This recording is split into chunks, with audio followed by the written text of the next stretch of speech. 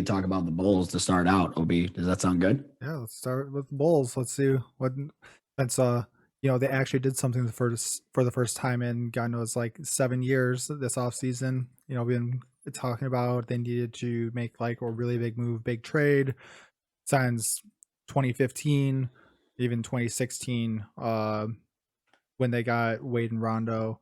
Uh that After that, that was like the last big like splash that they did, and it wasn't even like anything at that time. They were both way past their game, past their primes. They were on their way out of the league before Wade, and Rondo was in a severe decline, especially after like all the drama that he had going on with the Mavericks at the time. So watching them get Lonzo and Vucevic and DeMar DeRozan like really got me excited for the Bulls again this year. I was so happy with their new general manager trying to like actually make an impact on like this team and getting everyone in the city of Chicago exciting for them. Yeah. No, I agree with that. I mean, the Bulls weren't really relevant until they made the eighth seed with Rondo and Robin Lopez as their center. So that was kind of the last splash they had. And then they had a couple years where Levine was kind of leading the team. He didn't really have any support, didn't really have any backup. Now that the Bulls have gotten some new management, they're willing to spend some money. Like you said, they got some great pickups. You know, they got Vukovic the end of last year. Then they picked up, DeMar DeRozan, Lonzo Ball. And then they got some great guys off the bench for them. They got some good young guys with Devontae Green. They got Alex Caruso, Kobe Yep. White. When he's healthy, he's going to be something that he's a spark off the bench. He can do a little bit of everything, right? Like he can play defense, he can score, he can defend the best guy, he can rebound, he can assist, he can do everything and anything that you need essentially as an all around player that comes off the bench for them. So I think that overall, I mean, the Bulls have started out really strong. They've been tested a little bit, but they've been more resilient. We've seen in the past that when the Bulls are down, maybe because Zach LaVine didn't have the help, but they were kind of just defeated and they didn't have the strength. That game against New York, they were down by so much and they battled back to get the last second shot, but to miss. But at least they persevered through it. And that last game they had when they were down against the Celtics, they were 19 going into the fourth quarter and they battled back and ended up winning by 12 points. So, I mean, they're resilient and they're going to fight to the end. And I think Billy Donovan, we didn't touch on this, but Billy Donovan as a coach is phenomenal. I mean, his experience with winning 2 college championships, for Florida. And then, he knows how to work with great point guards. When he was with OKC, he was working with Kevin Durant. He's working with Russell Westbrook. So I think that his ability to kind of come in with that experience, and being an all-around type of player, knowing both sides of the floor and preaching that. I mean, you see it with the Bulls, Brockton. I mean, their defense is just insane. I mean, Yeah, they force guys over, they're transitioning. I think it's going to take some time, but I think they're off to a really great start, honestly. I think so Even with too. even with Patrick Williams out. I mean, Patrick Williams is going to be out all season, but that's okay because you got some of those younger guys stepping up. And when he's healthy and when Kobe White's healthy, they're going to look to really expand their rookie contract. And I think that they're going to be a big asset in the future. Yep, I think so too, and I hopefully he's on the 4 to 6 months for recovery, and hopefully it's closer to that 4 months. Maybe he can get back out there and get some length for us. But until then, Bulls are going to be playing small ball, and DeMar DeRozan's been the hero so far the last few games. Uh, that mid range, he's really worked on it the past few years when he was with San Antonio, and he's really gotten better at not stalling the offense like he did back in Toronto, and he has found his role. And I think that might have been the most exciting pickup for me that the Bulls had this year. And we have a lot of young uh players that have a lot of potential that we could, if need be, offer up to other teams to try to fill Patrick Williams's role for a few months until he gets back. And I think one of the things that I've been looking at was maybe doing a Kobe White trade for uh, a big, and hopefully maybe using him as an asset, because since we got Lonzo Ball and Alex Caruso, who are both very good uh, off ball and more assist first players, and we have DeMar and Zach LaVine already. Do we really need Kobe White being an offensive first point guard coming back? Yeah.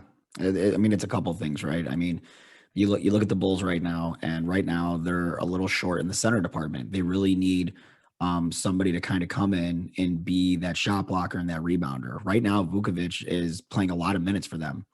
And the next center that they have up, I don't even know his name. I mean, I could probably look it up and try to find it, but he looks like a Nick Young, like he's coming in, he's hustling, but he's not that perimeter, he's not that down low guy that the Bulls really need. Vukovic is not a shot blocker. We know that. Vukovic is an offensive double machine. We know that. But with Patrick Williams out, I mean, their perimeter defense right now, the Bulls are stellar. Their perimeter defense is one of the best in the leagues. They're forcing so many steals, so many deflections, but when they get past them, I mean, you really don't have anybody guarding the paint. So I think that when I was reading a little bit, they were going to try to experiment with trying to get Marvin Bagley, and I think that'll be a great pickup for them because he's young and he was a second overall pick a handful of years ago, and he really hasn't had a chance to really show that because of injuries. So Yeah, I I was think just that about to say that. If what would you yep, think of a trade of Kobe White with maybe a second round pick or even a first round pick if need be for Marvin Bagley? Get a nice 6'11", 7-footer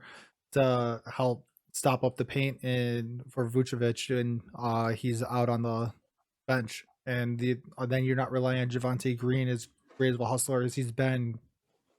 It's hard with him being only 6'5" and just over 200 pounds trying to battle in the paint with a lot of those bigger guys. it's going to be tough. I mean, like you said, I mean, they need somebody that is willing to come in the game and want to be that shot blocker, but at the same time wants to hustle out there because they need some dudes and some guys that need to just go out there and hustle. And you got Caruso off the bench, right? Like he'll dive on the floor, he'll hustle. You have all the working pieces. I just think that when it comes to the Bulls' depth right now, they're down low. In the paint defense really needs some improvement. So I agree with you. I think trading Kobe White wouldn't be that bad because you already have Caruso and you have a bunch of younger guys on the bench that they haven't really gotten the chance to go out there and do anything yet. So Mm-hmm. I think that if you can experiment with Kobe White, I mean, he's a young player. He's a shoot first point guard. If you can get rid of him and maybe, like you said, a second round pick to pick up Bagley, I mean, that'll just make the Bulls even better. And then when Patrick Williams comes back, I mean, he's gonna jump right into that rotation because Patrick Williams in that starting five rotation was the only guy that was defense first. I mean, Lonzo Ball's a great defender, but he's pass first before defense. His defense is second, Yep, I would say. So I agree. they just really need to pick up another big guy that can just print. Because I'm telling you right now, Vukovic is playing a lot of minutes. And I think that with Vukovic playing a lot of minutes, he's going to get tired towards the end of the season. He's not extremely young. He's in his early 30s, I think. So he's still a double machine and one of the best versatile big men in the league. But everybody gets tired at some point. So they're going to need to sub him in. And the Bulls, like you said, the Bulls can't play small ball for so long. They're going to be playing teams that are huge. I mean, what happens when they go against the Lakers? You got AD Yep. at the 4, you got DeAndre Jordan at the 5, Dwight Howard. I mean, they're going to get destroyed inside. Yep. So they're going to need a couple bigger guys. You know what they really need? OBs. They really need like a younger, lankier, like DeAndre Jordan, some guy that's going to like run the floor and catch lobs, but he'll also play defense and hustle for you. Like they need someone like that. And Marvin Bagley could be that I believe spark so. for them I if they think can. that's going to be the number one pick that they're going to have to try to go for if they want to try to maintain their stability and give Vucevic some time to rest, especially not be playing. How many games is he? Minutes is he's playing a game right now? Vukovic, Yeah, he's been. 30, 35 plus, I'm assuming. Let's see. He's playing a lot of minutes. I mean, the guy he's doing a lot already, and he's not a defender whatsoever. I mean, he's a great spot up shooter from the perimeter for three, which is great because the starting five has some good shooters. I mean, we got mid-range shooters like DeMar. We got Lonzo who can stretch the floor and hit threes. We got LaVine who can do a little bit of everything. Vukovic can hit mid-range and three. So offensively, I think the Bulls are good. But with Patrick Williams getting hurt, I mean, that brings that starting five's defense down significantly. So if the only way to combat that is really getting a bench that has a defense first mindset, and that spark off the bench already with Caruso is phenomenal. They just need another big guy to complement them. They need at least one guard and one big man for that. Right now, they filled the shoes with Caruso. So that's why I agree with you. Getting rid of Kobe White wouldn't be that big of a deal. But we can't give up any more big men. We legitimately have like 3 centers, and one of them was playing in the G League, and not the G League. He was playing in the summer league, and he really hasn't had a chance to shine. It's a dude we picked up overseas like a year ago, I think. He'll do something eventually once he gets his shot, but right now, I mean, they really need like not really a veteran big man, but they need like a middle ground big man that can do a little bit of that. And like we keep saying, Bagley is just perfect for that. He's a perfect fit for that team. And he's not old. He's young. Problem is he's a little injury prone, which happens to a lot of guys in the league. But some guys get a fresh start with a new team, and I think that they're going to step up and he's going to do something good for them. So I'm hoping the Bulls management can make that happen. I mean, they haven't disappointed us yet. They've had great draft picks. And we're forgetting about Ayo Dasumi. I mean, we haven't even touched on him at all. I mean, he is basically an Alex Caruso off the bench, just not as experienced yet from what I look at it. And he's willing to do everything. So I think Ayo is great. And he's been getting a lot of minutes significantly off the bench. You've been seeing him and Caruso come off together. So he's been very accurate, 42% from the field and almost 56% from 3-point range. So another thing that the Bulls really need to do with their bench is they need to start trusting their shot more. I read a stat, I think yesterday, that they were bottom 2 in like points per game, but they were in the top 5 of efficiency. So they need to really start cranking it out on the second team, because if they're shooting, what they got Ayo Dasumi is 56% from 3. Caruso, he doesn't take a lot either. He doesn't take a lot of threes. Yeah. The ones that he takes are good. Javonte Green is 50%. So they're taking smart shots. For when I hear stats like that, Obrakta, like as a coach, they're efficient. Yeah. They know when to shoot those shots. They know when to shoot those shots in rhythm compared to forcing them. I mean, when I watched that Celtics game and they battled back from 19 down, going into the fourth quarter, you saw guys like Ayo Dasumi step up, attack the basket, and be an offensive threat off the bench and defensively. And when Boston ran that zone, he was spotting up and he was shooting confident with his threes. So it might be just a little bit of confidence that these guys need. And I think Billy Donovan's doing a great job of getting them the minutes to give them the confidence, to be honest with you. And I think Ayo's a great asset for that team. He's another great guard, like a Caruso that comes off the bench and is just a spark. Defensively first, but offensively, if they need him, then that would make sense. So a lot of guys, Matt Thomas, we haven't seen a lot of him. He was a great shooter when they got him from Toronto. He can shoot the heck out of the ball. He just hasn't had his chance yet. So I think the Bulls they have a versatile bench, but their bench is young. And I think that it's going to take some time for them to get in and really show their worth, but it's going to be one of those things where we just need to let Billy Donovan do his thing as a coach, and we'll see it. And we're only we're a handful of games into this season.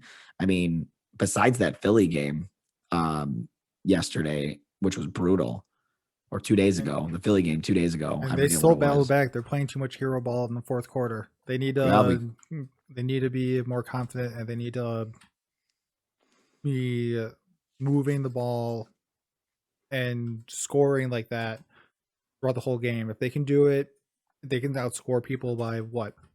Will they outscore the Celtics by 30 points in the fourth quarter? It was like 40-12 or something like that. I think it was like 26-6 or 26-8 or something like that. I don't remember the exact stat, but they were down by 19 in going into the fourth quarter. They were down by 14, and then they won by 14.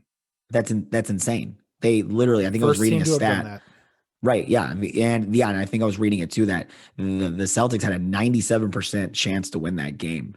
And it's like the Bulls just battled back and they were resilient the whole way, and I think that we saw a similar story. So I think it started out in New York. We were down, we battled back, and we ended up getting the last second shot. We lost, but I mean, it is what it is. Then we took that momentum and we put that into the game against Boston. And then we were down 19 and going into the fourth. We came back and we ended up winning that game by 14.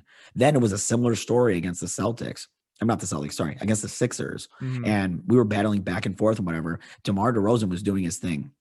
I think what's going to hurt the Bulls is them understanding, or specifically Zach LaVine. He knows that that's his team. They all have come in and said, listen, Zach, this is your team. We're going to do what we got to do. But you got to remember that DeMar DeRozan is a 4-time All-Star. Okay. Yep. He was one of the best shooting guards in the league still. He's more of a veteran now, but because of his experience as being a dominant player in Toronto and because of him going to the Spurs for a significant amount of time, being a role player in that position. I mean, when DeMar was in San Antonio, he averaged the most assists he has in his whole season because he's an assistant with Greg Popovich. Mhm. So now that he's gone to the Bulls, he looks at it as another scoring opportunity for him to step up and not necessarily take any shine away from Zach LaVine, but he's just a veteran and understands situations like that. And I just saw Zach force way too many shots against that game in Philly. He forced way too many shots. Yep. And there was a lot of shots that were very questionable down the stretch that should have been in DeMar's hand. To be honest with you, it should have been, because I don't think Zach's in that situation yet. He's not even a max contract player yet, let's be honest. And he probably will be by the time his contract's up. The Bulls will give it to him. I don't think it's going to be another DeAndre Ayton situation where he's just frustrated they haven't given him a max contract yet. But Zach LaVine is the face of that franchise right now. And DeMar is a veteran coming in, looking to make some extra money, which he did. And now he's going to be an offensive threat. Same with Lonzo Ball. So everybody there has a purpose. I just think it's going to be a little difficult for Zach to really relieve some of that at first. I think going, more into the season, he's definitely going to be more comfortable with giving the ball to DeRozan and letting him do his thing. Because right now he's automatic for mid-range. The way DeMar DeRozan is playing right now, he's an all-star caliber player. I mean, he's phenomenal. So I really think the Bulls have some opportunity here, and they can really, in my opinion, they're probably a top 6 team in the East, which is enough to get you to the playoffs, of course. But like I said, they really have to gel. I mean, they're a relatively new team, OB. I mean, think about it. You got Vukovic coming in at the end of the season. And besides that, they traded away a lot of guys. They traded away Thaddeus Young. They got rid of Satoransky. They got rid of Garrett Temple. They got rid of a lot of guys that were veterans that were showing their worth. Then they replaced them with these mid-level guys like Lonzo Ball and Caruso. And now they just need some time to gel. And guys like Vukovic and DeRozan are perfect veterans for that team because they're not like extremely old out of their prime yet. They're just like at the peak of their prime. So I think they're going to be pretty good in the next couple of years. I don't think they might make it past the first round this year, but the next 2 to 3 years, they could really be a top 3 team in the East. I think so, depending on if Ben Simmons stays in Philly, which is another topic for another day, but Yep. Well, we'll see. Thank you for watching this episode of Coach Mike and OB. Full episodes of this podcast will be released every Monday, and segments such as this will be released every Wednesday, Thursday, Friday. Please leave a comment, like, and subscribe if you enjoyed the video. Thanks for watching.